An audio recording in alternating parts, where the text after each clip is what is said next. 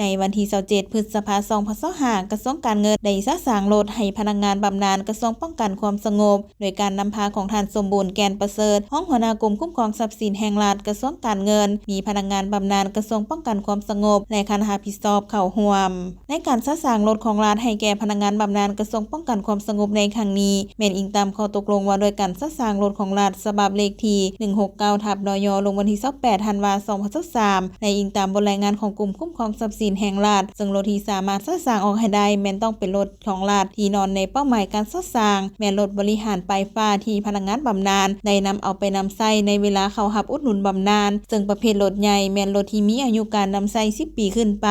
ในการสร้างรถของรัฐให้พนักงานกระทรวงป้องกันความสงบในครั้งนี้มีจำนวนทั้งหมด46คันที่สามารถสร้างให้พนักงานบำนาญที่ได้นำใช้ในช่วงระยะผ่านมาและเป็นรถพนักงานที่มีเงื่อนไขครบถ้วนจึงสามารถสร้างออกให้ได้